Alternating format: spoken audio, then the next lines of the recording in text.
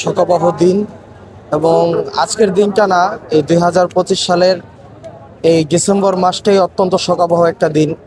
কারণ আমরা ভারতীয় আধিপত্যবাদ বিরোধী দুজন সংগ্রামীকে হারিয়েছি।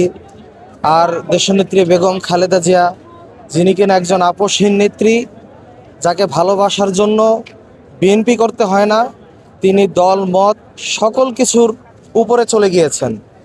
এবং যখন তাকে দুই সন্তানকে নিয়ে বলা হয়েছে আপনি দেশ ছেড়ে চলে যান, রাজনীতি থেকে ইস্তফা দেন, তখন কিন্তু তিনি আপোষ করেন নাই। তিনি প্রথমে তার ছোট ছেলেকে হারিয়েছেন।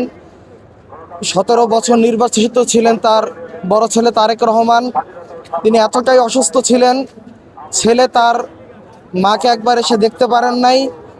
এবং এই স্বৈরাচারী হাসিনা তাকে 7 বছর জেলের ভিতরে রেখে সলো পয়জন দিয়ে ধীরে ধীরে মৃত্যুর দিকে ঠেলে দিয়েছে।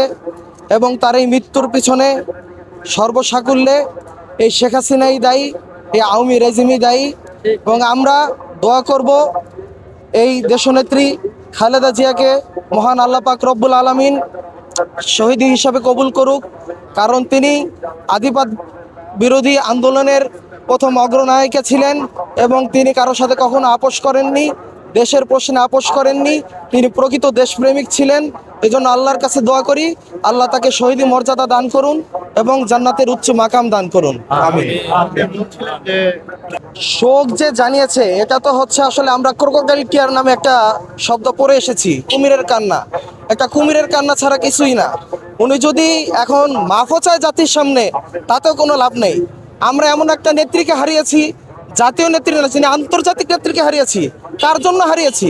এই স্বৈরাচারের জন্য হারিয়েছি, যে কিনা তার ক্ষমতাকে ধরে রাখার জন্য এই সারা বাংলাদেশের মানুষের উপর নির্যাতন করেছে, আলেম ওলামাদের উপর নির্যাতন করেছে, সাধারণ মানুষের উপর নির্যাতন করেছে, পাখির মতো গুলি করে ছাত্রদেরকে হত্যা করেছে।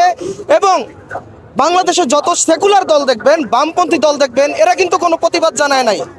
সবসময় দেখা গেছে এই আপোষহীন নেত্রী বেগম খালেদা জিয়া এই প্রতিবাদ জানিয়ে গিয়েছেন। এবং এই প্রতিবাদের ভাষার কারণে, তার এই প্রতিবাদের শক্তির কারণেই তাকে দমিয়ে দেওয়ার জন্যই তাকে অন্যায়ভাবে জেলে ঢোকানো হয়েছে। এবং দেখবেন একটা বিষয় চিন্তা করে, উনি কিন্তু লন্ডনে ছিলেন। উনি লন্ডন থেকে এসে বাংলাদেশে তারপরে আত্মসমর্পণ করছেন। ওনার দেশের প্রতি ভালোবাসা ছিল।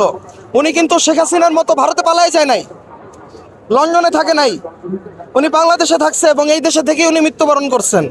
এই দেশ, দেশের মাটি এবং দেশের মানুষ, এরাই হচ্ছে তার আসল আত্মীয় স্বজন এবং ঠিকানা। এবং সেটা তিনি তার এই মৃত্যুর মাধ্যমে প্রমাণ করে দিয়ে গিয়েছেন। এবং 5ই আগস্টের পরে উনি যখন বক্তব্য দিলেন হসপিটালে বসে, তখন একবার দেখবেন যে উনি কিন্তু প্রতিশোধ পরায়ণ না। একটি বারের জন্য কিন্তু শেখ হাসিনার নামটা উনি মুখে নেন নাই। এটা বুঝতে হবে। প্রমাণ দেখেন, আজকে কোটি কোটি মানুষ আসবে। ঢাকা অলরেডি ব্লক হয়ে গেছে, আমরা ওই থেকে বাসে আসতেই পারি। ওনাকে সবাই ভালোবাসে, দল মত সবকিছুর ঊর্ধ্বে উনি, সবাই ওনাকে ভালোবাসে। এবং এই মাসে আমরা দুইজন প্রকৃত দেশপ্রেমিককে হারাইছি। আমরা আল্লাহর কাছে দোয়া করি শহীদ ওসমান হাদিকে আল্লাহ পাক রব্বুল আলামিন জান্নাতবাসী করুন এবং বেগম খালেদা জিয়াকে আল্লাহ জান্নাতবাসী করুন।